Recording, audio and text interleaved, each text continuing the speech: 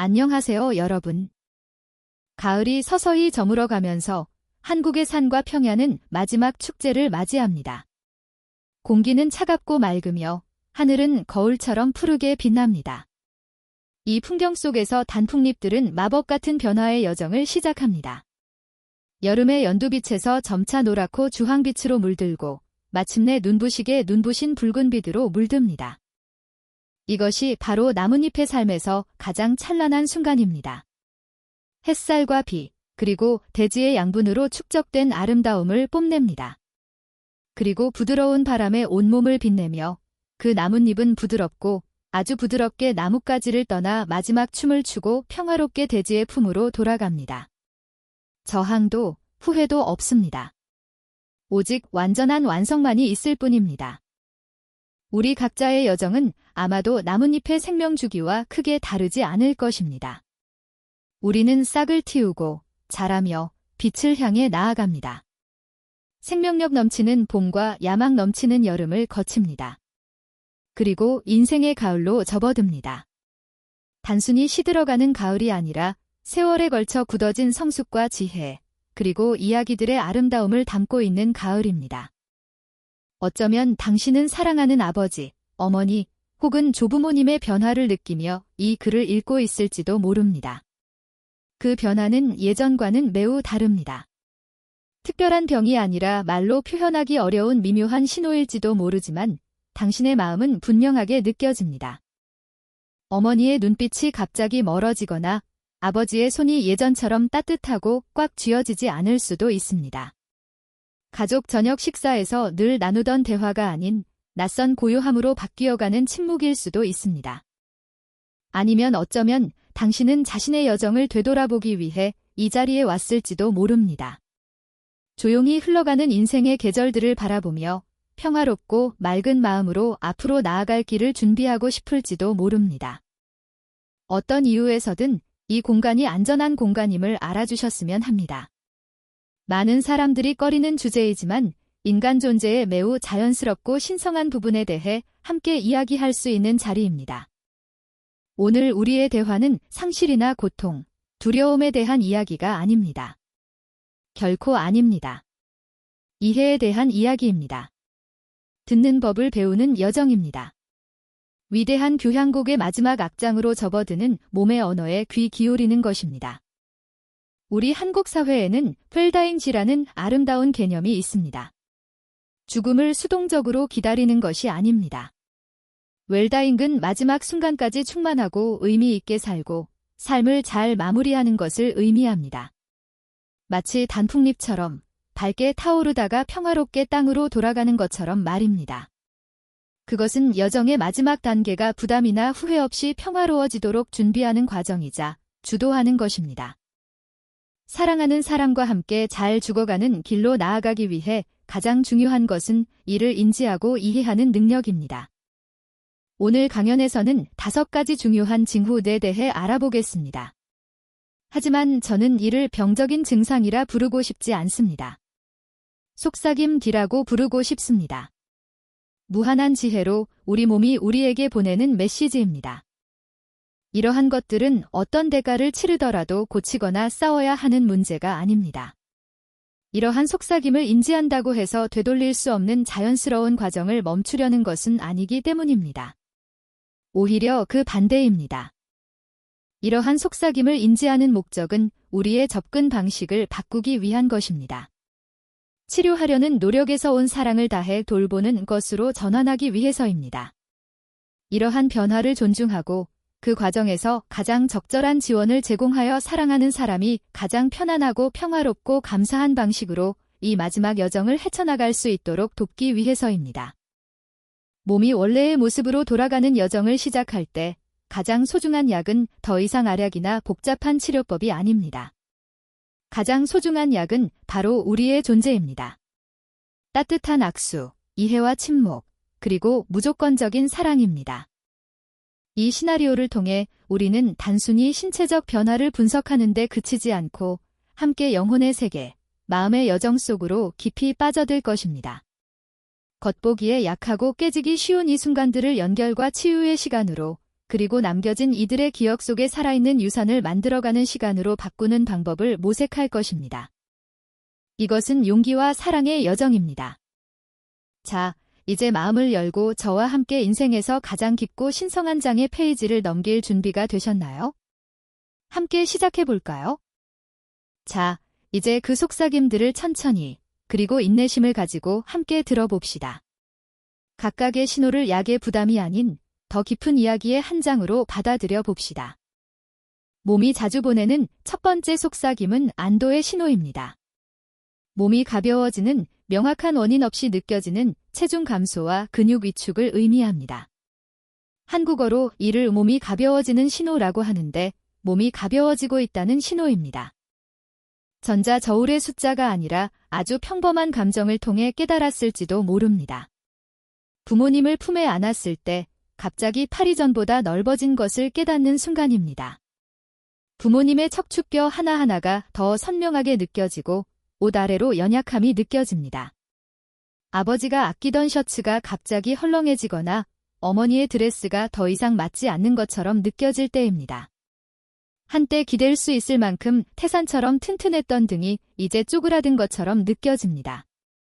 한때 세상의 무게를 짊어졌던 어깨가 이제 가늘어집니다. 보호자에게 이는 가장 걱정스럽고 가슴 아픈 징후 중 하나일 수 있습니다. 우리는 본능적으로 체중을 건강과 연관시킵니다. 익숙한 몸매와 예전의 활력을 유지할 수 있기를 바라며 더 맛있고 영양가 있는 음식을 요리하려고 애씁니다. 하지만 모든 노력이 헛수고처럼 보입니다. 하지만 몸의 지혜라는 관점에서 더 깊이 들여다보면 이는 매우 합리적인 준비 과정입니다.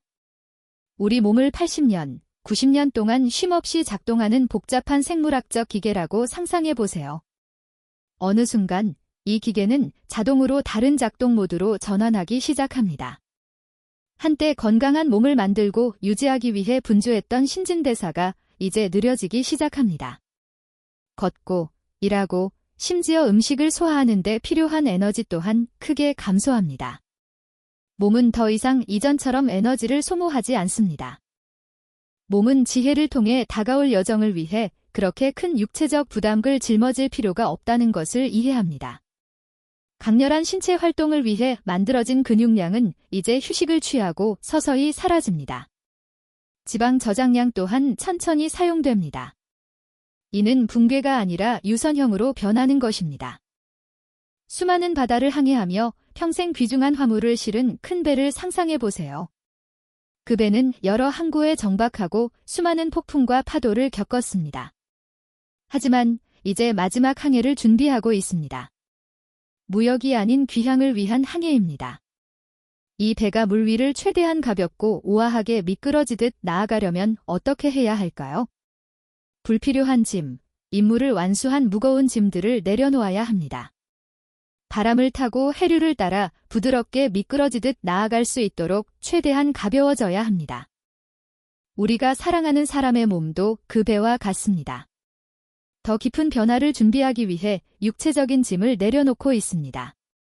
두려움의 눈으로 바라보기보다는 존중하는 마음으로 바라보도록 노력합시다. 그들의 몸이 본능적으로 수행하는 과정에 대한 존중을 말입니다. 우리가 자주 듣는 두 번째 속삭임은 마음에서 나옵니다. 마음이 점차 다치고 외부 세계로부터 멀어지며 어떤 무관심을 보일 때입니다. 세상으로부터 멀어지는 마음, 즉 세상으로부터 거리를 두는 마음입니다. 매일 밤 보던 TV 프로그램이 이제는 습관처럼 켜지고 멍하니 창밖을 바라보는 모습을 보면 이를 알 수 있습니다. 한때 가장 큰 기쁨이었던 가족 모임이 이제는 지쳐 보입니다. 자녀와 손주들의 웃음소리 속에 앉아 있을지도 모르지만 마치 다른 세상에 있는 것처럼 침묵 속에 파묻혀 있습니다. 이웃의 수다나 뉴스에도 관심이 없습니다. 산책이나 친구 만남 초대도 거절합니다. 우리의 첫 반응은 실망, 심지어 상처일 수 있습니다. 그들이 화가 났거나 우울하거나 더 이상 우리를 사랑하지 않는다고 생각할 수도 있습니다. 우리는 그들과 함께 활동을 하고 격려해 주려고 노력하지만 모든 것이 그들을 멀어지게 하는 것처럼 보입니다. 하지만 이것은 일반적인 의미의 분노나 우울이 아닙니다. 이것은 매우 깊고 필요한 에너지의 방향 전환입니다. 우리 삶 전체에서 우리의 에너지는 대부분 외부로 향합니다. 1. 가족, 사회적 관계, 목표와 야망을 향해 말입니다. 하지만 여정이 끝나갈 무렵 중요한 변화가 일어납니다. 외부 세계에서 에너지가 빠져나와 내면 세계에 집중하기 시작합니다. 바로 이 순간 아주 중요한 과정, 즉 삶을 요약하는 과정이 조용히 진행됩니다. 마치 부지런한 사서처럼 그들의 마음은 거대한 기억의 도서관을 정리합니다. 삶의 페이지들을 넘기고 있습니다. 기쁨과 슬픔, 성공과 실패, 만남과 이별, 그리고 했던 일과 후회하는 일들. 이는 절대적인 집중을 요구하는 거대한 내면의 작업입니다. 외부 세계의 소음과 혼돈은 이제 이 중요한 작업을 방해하는 방해물이 됩니다. 평생을 바쳐 높은 봉우리를 정복해온 등산가를 상상해 보세요. 정상에서 몇 걸음밖에 떨어지지 않았을 때 그는 무엇을 할까요? 주변을 둘러보거나 풍경에 감탄하거나 다른 사람들과 이야기를 나누나요? 전혀 그렇지 않습니다. 그 순간 그의 온 마음과 몸과 정신은 오직 한 가지에만 집중합니다. 한 걸음씩 굳건히 내딛고 심호흡을 하고 앞을 바라보는 것입니다. 주변 세상은 사라지는 듯합니다. 오직 그와 봉우리만이 남습니다. 사랑하는 사람들 역시 인생의 마지막 고비를 넘기고 있습니다. 여정을 온전히 완수하기 위해서는 침묵이 필요합니다. 그들의 움츠러드는 것은 우리를 거부하는 것이 아니라 자신과 가장 깊이 연결되기 위한 필수적인 욕구입니다. 다음으로 세 번째 속삭임은 에너지와 수면에 관한 것입니다. 잠은 점점 더 깊어지고 에너지는 고갈됩니다. 끊임없는 피로, 즉 극심한 피로가 찾아오는 것 같습니다.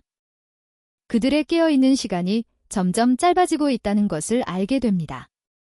대화 도중이나 간식을 먹은 후에 잠이 들 수도 있습니다. 낮잠은 1시간에서 서너 시간까지 지속될 수 있습니다. 아침에 늦게 일어나고 저녁에 일찍 잠자리에 듭니다. 집 주변을 잠깐 산책하는 것만으로도 지쳐서 하루 종일 누워 있어야 할 수 있습니다. 옷을 입거나 샤워하는 것조차 귀찮아집니다. 이러한 피로는 힘든 하루를 보낸 후 느끼는 일반적인 피로와는 다릅니다. 숙면이나 커피 한 잔으로는 재충전할 수 없습니다. 이는 세포 수준에서 비롯되는 심각한 피로입니다. 생리학적으로 신체는 최대치에 도달하면 자동으로 에너지 절약 모드로 전환됩니다. 배터리가 방전된 휴대폰처럼 불필요한 애플리케이션을 자동으로 끄고 화면 밝기를 낮춰 핵심적인 생명 기능을 유지합니다. 노인의 신체도 마찬가지입니다. 에너지는 더 이상 움직임이나 사회적 상호작용에 우선순위를 두지 않고 심박수 유지, 호흡, 그리고 다가올 큰 변화에 대비하는 등 신체 내부 활동에 전적으로 사용됩니다. 이러한 맥락에서 수면은 더 이상 단순한 휴식이 아닙니다. 수면은 은신처이자 치유의 공간이 됩니다. 신체가 방해받지 않고 마지막 수리를 할 수 있는 시간입니다. 정신이 자유롭게 여행하며 삶의 마지막 조각들을 정리할 수 있는 시간입니다. 그들이 많이 자는 모습을 볼 때 그것은 시간을 낭비하는 것이 아니라 매우 중요한 일을 하고 있다는 것을 의미합니다. 다 타버린 양초를 생각해 보세요. 바닥에 촛농이 조금만 남아있으면 불꽃은 더 이상 강렬하고 밝게 타오르지 않을 것입니다. 방 전체를 밝힐 수 없을 것입니다. 대신 불꽃은 매우 느리게 타오르며 깜빡거리고 마지막 한 방울의 촛농까지 소중히 간직할 것입니다. 그 불꽃은 매우 조용하고 연약하지만 여전히 타고 있습니다. 마지막 빗줄기를 모으고 마지막 한 방울의 촛농이 녹을 때까지 평화롭게 존재합니다. 우리가 사랑하는 사람의 몸은 그 촛불입니다. 그들의 생명 에너지는 소중히 보존되고 있습니다. 우리의 일은 불꽃을 다시 살려내려고 불어넣으려 하는 것이 아닙니다. 그렇게 하면 불꽃이 더 빨리 꺼질 뿐입니다. 우리의 일은 불꽃을 바람으로부터 보호하여 불꽃이 제 부분을 완전하고 평화롭게 태워낼 수 있도록 하는 것입니다. 네 번째 속삭임은 사랑하는 사람이 받아들이기 가장 어려운 것 중 하나입니다. 그것은 음식을 거부하는 본능, 식욕 부진, 삼키기 어려움입니다. 음식을 멀리하게 음식을 멀리하는 본능. 어머니가 평생 끓여주신 김치찌개나 아버지가 항상 달라고 하셨던 고등어 조림이 이제 손도 대지 않고 식탁 위에 놓입니다. 그들은 작은 숟가락으로 몇 숟갈의 죽만 먹거나 물만 조금 마실지도 모릅니다. 가장 좋아하는 음식인데도 당신이 권하면 고개를 젓습니다. 예전에는 기쁨이자 소통의 수단이었던 식사가 이제는 그들에게 짐이자 지치는 의무처럼 느껴집니다. 미각은 완전히 사라진 것 같습니다. 때로는 삼키는데 어려움을 겪거나 쉽게 질식하거나 기침을 하기도 합니다. 특히 한국 문화, 그리고 동아시아 문화 전반에서 서로에게 식사를 권하는 것은 사랑과 배려의 가장 큰 표현입니다. 사랑하는 사람이 음식을 거부하는 것은 우리의 애정을 거부하는 것과 같습니다. 우리는 무력감을 느낍니다. 그들이 굶주림과 영양실조로 죽을까봐 두려워합니다. 한 숟갈만 더 먹으라고 애원하며 억지로 먹게 하려고 하지만 그것은 양측 모두에게 긴장과 불편함만 안겨줄 뿐입니다. 하지만 다시 한번 말하지만 이는 신체의 지혜가 보내는 메시지입니다. 작동하는데 많은 에너지를 소모하는 소화계는 가장 먼저 은퇴하는 기관 중 하나입니다. 위와 장은 더 이상 음식을 분해할 충분한 효소를 분비하지 않습니다. 신체의 에너지 요구량이 최소한으로 줄어들었기 때문에 더 이상 외부에서 에너지를 공급받을 필요가 없습니다. 이 시기에 강제로 음식을 섭취하는 것은 유익하지 않을 뿐만 아니라 해로울 수도 있습니다. 메스꺼움, 복부 팽만, 소화불량, 심지어 폐렴으로 이어질 수 있는 흡인 위험을 유발할 수 있습니다. 신체는 본능적으로 자신에게 무엇이 최선인지 알고 있습니다. 현재 상황에 적응하고 있는 것입니다. 식욕부진은 소화계의 완전한 휴식이 필요하다는 분명한 신호입니다. 자연을 보십시오. 겨울이 오면 큰 나무는 무엇을 할까요? 차갑고 얼어붙은 땅에서 더 많은 영양분을 흡수하려고 할까요? 아닙니다. 증산작용을 줄이기 위해 모든 잎을 떨어뜨립니다. 뿌리에서 영양분을 흡수하는 것을 멈춥니다. 봄과 여름 동안 줄기와 가지에 저장해둔 에너지로 겨울잠을 자게 됩니다. 먹지는 않지만 여전히 살아있으며 새로운 순환을 기다립니다. 우리가 사랑하는 사람들은 그 겨울 나무와 같습니다. 그들은 스스로의 에너지 저장량으로 살아갑니다. 더 이상 외부에서 영양분을 필요로 하지 않습니다. 먹지 않겠다라는 그들의 결정을 존중하는 것이 우리가 가장 깊은 사랑과 이해를 보이는 방법입니다. 그리고 마지막으로 5번째 속삭임, 마지막 경고입니다. 신체의 방어력이 약해질 때입니다. 감염이 더 자주 발생하고 회복 과정이 매우 느립니다. 몸의 방어력이 약해지는 마지막 경고, 신체의 방어력이 약해지고 있다는 마지막 경고입니다.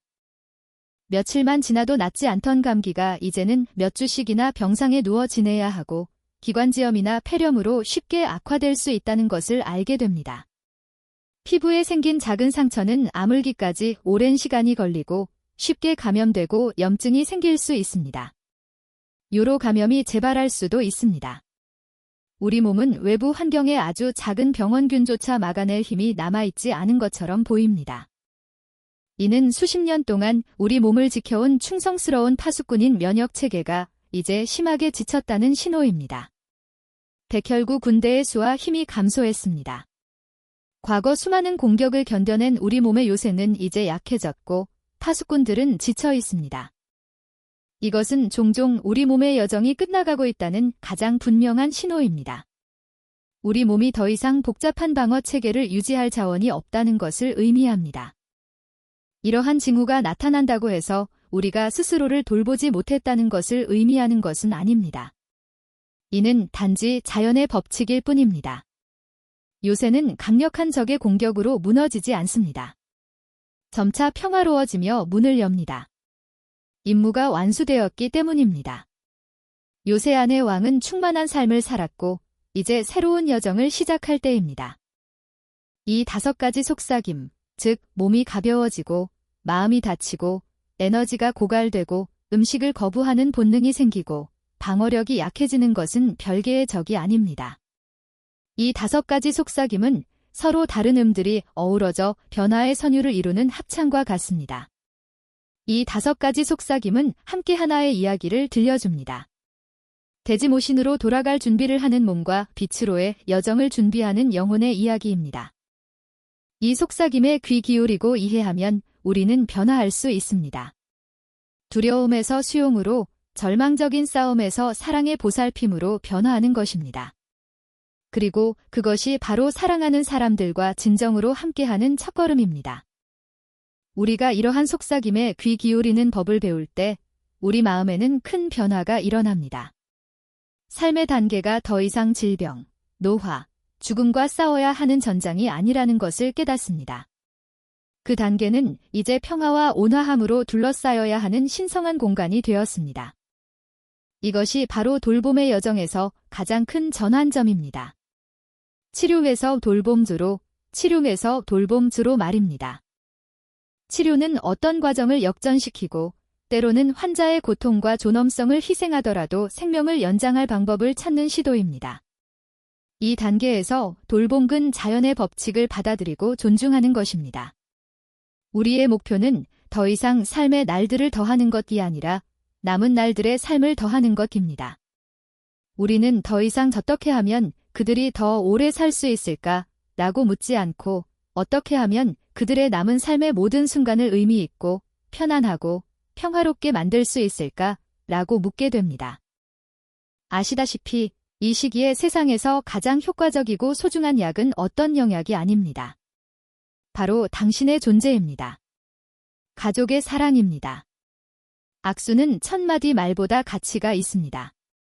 이해의 눈빛은 어떤 치료보다 더 큰 치유력을 줍니다. 약의 손이 아니라 우리의 마음이 평화로운 이별의 열쇠를 쥐고 있습니다. 그렇다면 우리는 어떻게 돌볼 수 있을까요? 사랑하는 사람들을 위해 어떻게 새로운 삶의 방식을 만들어갈 수 있을까요? 우리가 논의했던 속삭임들을 이해하며 얻은 사랑의 지침이 여기 있습니다. 먼저, 먹는 것에 대해 음식을 거부하는 본능에 대해 이야기해 봅시다. 식사를 긴장된 싸움으로 만드는 대신 사랑의 초대로 바꿔보세요. 황금률은 절대 압박하지 않는 것입니다. 상대방의 단죄 신호를 존중하세요. 대신 부드럽고 삼키기 쉬운 음식을 아주 작은 분량으로 나누어 준비하세요. 밥과 참기름 향이 가득한 잘 지은 죽 한 그릇을 준비하세요. 따뜻하고 영양가 있으면서도 소화기관에 부담을 주지 않는 스프 한 그릇. 때로는 요구르트 몇 스푼, 파파야처럼 부드러운 과일 한 조각, 또는 주스 한 잔이면 충분합니다.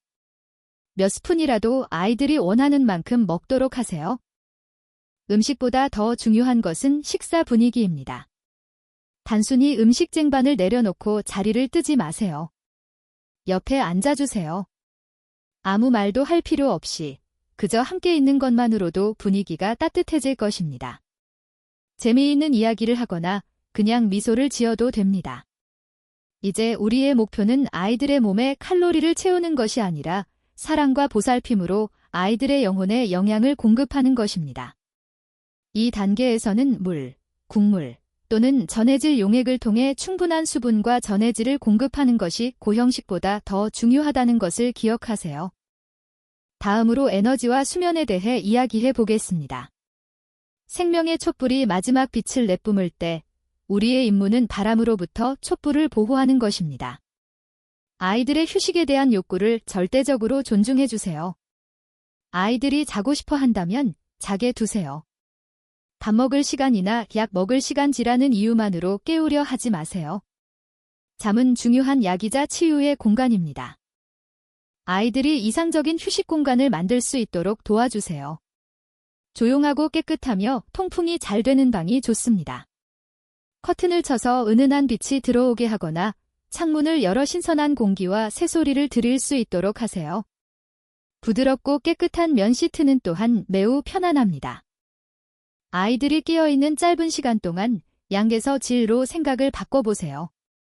길고 지루한 활동을 계획하는 대신 5분이나 10분 정도만 지속되더라도 질 좋은 순간들을 만드는 데 집중하세요.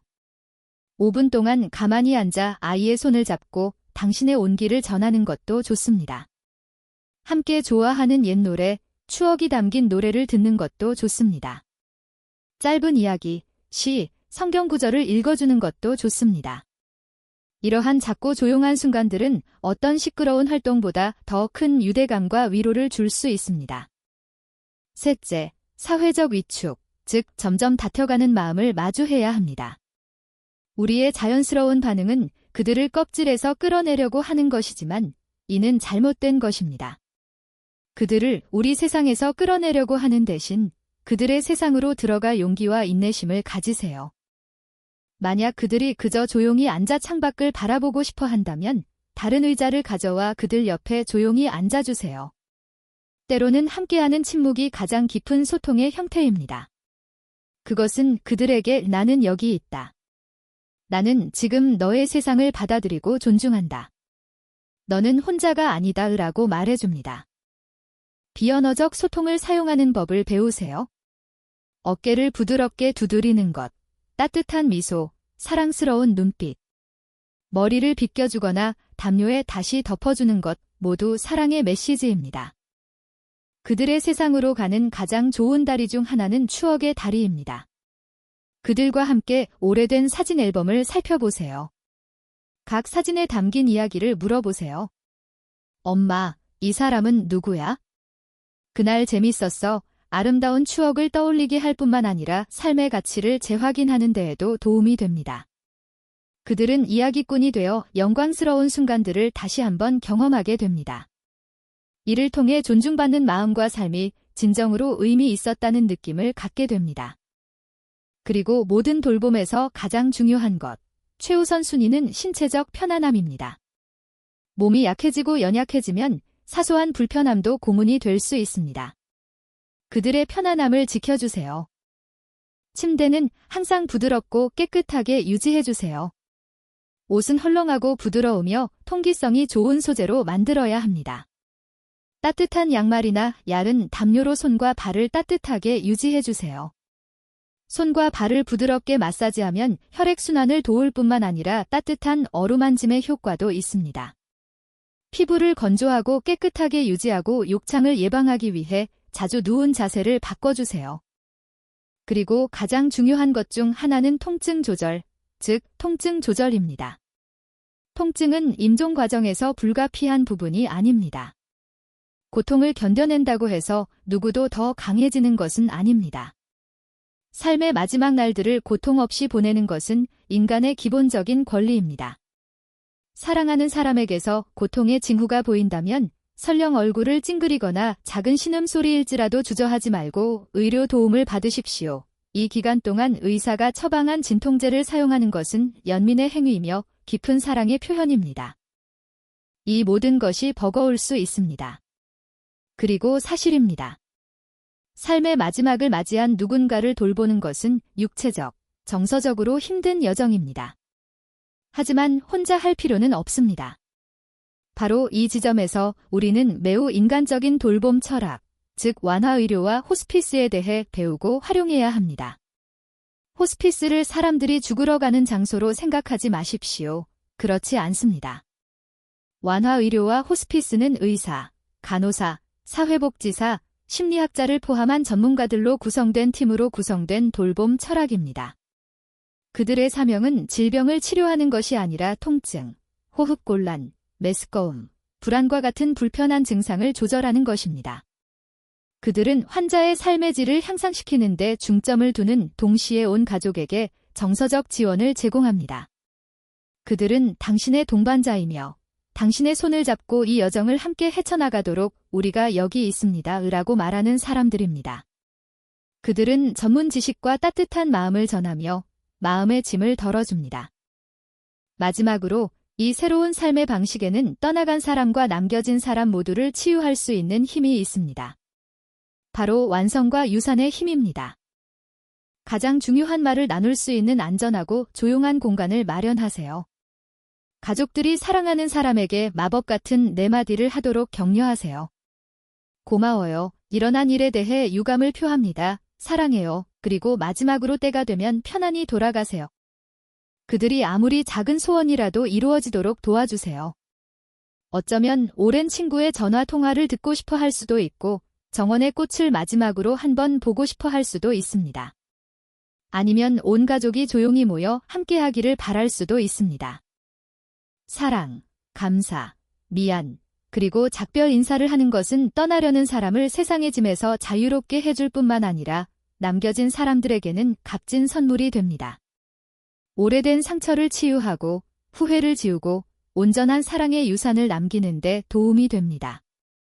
이것은 가장 심오한 치유 과정으로 고통스러운 이별을 평화로운 전환으로 바꾸어 우리 마음속에 상실의 아픔이 아닌 추억과 영원한 사랑의 따스함을 남겨줍니다. 사랑과 위로로 가득 찬 배려의 공간을 마련했다면 잠시 시간을 내어 죽어가는 사람과 우리 자신의 육체적 욕구뿐 아니라 놀랍도록 풍부하고 복잡한 내면 세계를 더 깊이 들여다볼 수 있습니다. 이러한 요소들은 눈에 보이지 않지만 마지막 날들의 평화에 강력한 영향을 미칩니다. 먼저 임종을 앞둔 사람의 영적, 정서적 여정을 되돌아봅시다. 앞서 언급했듯이 외부 세계와의 침묵과 고립 속에서 많은 내면의 작업이 이루어집니다. 심리학자들은 이 과정을 인생회고라고 부릅니다. 그들의 마음은 이제 자신의 삶 전체를 슬로우 모션으로 보여주는 영화를 보고 있습니다. 단절된 사건이 아니라 경험의 흐름입니다. 중요한 갈림길, 운명을 결정지은 결정들. 그들의 삶을 스쳐 지나간 얼굴들, 사랑했던 사람들, 상처를 준 사람들, 그리고 사랑하고 도왔던 사람들. 그들은 자신에게 자부심을 안겨준 성공과 쓰라린 교훈을 남긴 실패를 되돌아봅니다. 자신이 준 것과 받은 것을 가늠해 봅니다. 이것은 단순한 과정이 아닙니다. 이 마지막 리뷰에서 여러 복잡한 감정이 떠오를 수 있습니다. 미지의 것, 앞으로의 여정에 대한 두려움이 있을 수 있다는 것을 인정해야 합니다. 말하지 못한 말, 끝내지 못한 일, 치유되지 못한 관계에 대한 후회가 있을 수도 있습니다. 하지만 이러한 감정과 함께 기적이 종종 일어납니다. 뒤돌아보는 것과 함께 점진적인 이해와 수용이 생겨납니다. 그들은 삶의 큰 그림을 보고 기쁨과 고통 모두에서 의미를 찾기 시작할 수 있습니다. 타인과 자신을 위해 용서하는 자리에 이를 수 있습니다. 그리고 그로부터 폭풍 후 고요한 호수의 수면처럼 깊은 고요함과 평화가 퍼져나갈 수 있습니다. 이는 놓아주는 과정에서 자연스럽고 신성한 부분입니다. 우리의 임무는 그들이 이 감정적인 여정을 자유롭게 헤쳐나갈 수 있도록 안전하고 판단하지 않는 공간을 만드는 것입니다. 그리고 떠나는 사람의 여정에 대해 이야기할 때 우리는 남겨진 사람의 여정, 즉 돌봄을 제공하는 사람의 여정, 즉 돌봄 제공자의 여정에 대해서도 이야기하지 않을 수 없습니다. 사랑하는 사람의 임종을 맞이하는 주된 보호자가 된다는 것은 가장 어려운 역할 중 하나이며 가장 큰 희생을 요구합니다. 잠 못 이루는 밤, 끝없는 집안일 등 육체적 피로뿐만 아니라 엄청난 정서적 부담까지 짊어져야 합니다. 예상 슬픔지라는 심리학적 개념이 있습니다. 이는 실제 상실이 일어나기도 전에 시작되는 매우 특별한 종류의 슬픔입니다. 사랑하는 사람이 조금씩 약해지는 것을 매일 지켜보면서 당신은 작은 상실을 마주하고 있습니다. 잃어버린 건강, 더 이상 갖지 못한 기억, 그리고 함께할 수 없는 미래에 대한 슬픔입니다. 이 슬픔은 천천히 당신을 갉아먹고 사랑하는 사람이 아직 당신 곁에 있음에도 외로움과 절망감을 느끼게 합니다. 따라서 자신을 돌보는 것은 매우 중요합니다. 빈 컵에서 물을 따를 수 없다라는 명언이 있습니다. 육체적으로나 정신적으로나 지치게 내버려 두면 아무것도 남지 않게 됩니다. 셀프 케어는 이기적인 것이 아니라 지속 가능하고 효과적인 방식으로 돌봄의 여정을 이어가기 위한 필수 조건입니다. 잠시 휴식을 취하세요. 사랑하는 사람이나 친구에게 도움을 요청하세요. 자신의 감정에 대해 주저하지 말고 이야기하세요. 짐을 나누면 그 무게가 절반으로 줄어들 수 있습니다. 필요하다면 같은 상황에 처한 사람들을 만날 수 있는 돌봄 지원 모임을 찾아 이 싸움에서 혼자가 아니라는 것을 확인하세요. 타인을 돌보는 것은 자신을 돌보는 것에서 시작된다는 것을 기억하세요. 이 여정은 우리의 문화적 관점, 특히 한국 문화에 깊이 영향을 받았습니다. 효라는 단어는 국민의식 속에 깊이 뿌리내린 핵심 가치입니다. 그러나 오늘날의 맥락에서 효라는 단어의 의미 또한 더 깊이 생각해 볼 필요가 있습니다. 오늘날 효는 단순히 부모에게 물질적 지원과 편안한 삶을 제공하는 것에 그치지 않습니다. 부모가 생의 마지막을 맞이할 때 가장 중요한 효는 부모와 함께하고 경청하고 무엇보다도 부모의 마지막 순간을 존중하는 것입니다. 부모가 어떤 보살핌을 받고 싶어 하는지, 침습적인 치료를 받고 싶어 하는지, 병원에서 죽고 싶어 하는지, 자택에서 죽고 싶어 하는지 등 부모의 의견을 경청하는 것입니다. 설령 부모가 원하는 것이 아니더라도 그러한 결정을 존중하는 것이 효의 가장 큰 표현입니다. 더불어 우리 문화는 의례를 매우 중요하게 생각합니다. 작별 의식과 기일은 단순한 형식적인 절차가 아닙니다. 매우 중요한 심리적 역할을 합니다. 완전한 작별과 품위 있는 장례식을 거행하는 것은 삶의 한 장을 분명하게 마무리하는 데 도움이 됩니다. 남겨진 사람들이 슬픔을 공개적으로 표현하고 지역 사회의 위로와 공감을 받을 수 있는 공간과 시간을 제공합니다. 이 의식은 고통을 마음속에 억누르는 대신 자연스럽게 흘러나오게 하고 거기서부터 위로와 치유의 과정이 시작됩니다. 마침내 감정과 책임감의 혼돈 속에서도 항상 곁에 있어주는 위대한 친구이자 위대한 스승이 있습니다. 떠나간 사람과 남겨진 사람 모두를 달래고 치유할 힘을 가진 존재입니다. 바로 자연입니다. 사랑하는 사람의 공간에 자연의 요소들을 담아보세요. 침대 머리맡에 작은 난초 화분을 놓아두세요. 도자기 꽃병에 푸른 나뭇가지 몇 개를 꽂아두세요. 매일 아침 창문을 열어 신선한 공기를 들여보내 아침 햇살이 아이의 피부에 닿도록 하세요. 밖에 나갈 수 없다면 자연의 소리를 들어보세요. 새소리, 시냇물 소리, 빗소리 등입니다. 자연은 마음을 달래는 마법 같은 힘을 가지고 있습니다. 푸른 나뭇잎은 눈을 편안하게 하고 마음을 진정시켜줍니다. 자연광은 신체의 일주기 리듬을 조절하는 데 도움을 줍니다. 자연의 소리는 마음을 가라앉히는 데 도움이 됩니다. 더 중요한 것은 자연은 위대한 스승으로서 우리에게 삶의 영원한 순환을 일깨워준다는 것입니다. 서두에서 이야기했던 가을 단풍처럼 자연의 모든 것은 탄생, 성장, 쇠퇴, 그리고 회귀의 패턴을 따릅니다. 자연과 연결되면 우리와 우리가 사랑하는 사람들은 더 큰 흐름의 일부임을 느끼고 지나가는 것이 끝이 아니라 전환이자 회귀임을 느낄 수 있습니다. 또한 불변하는 우주의 법칙 안에서 평화와 수용을 찾도록 도와줍니다. 오늘 대화를 마무리하겠습니다. 우리 몸이 보내는 5가지 속삭임, 위대한 변화의 5가지 신호에 귀 기울였습니다.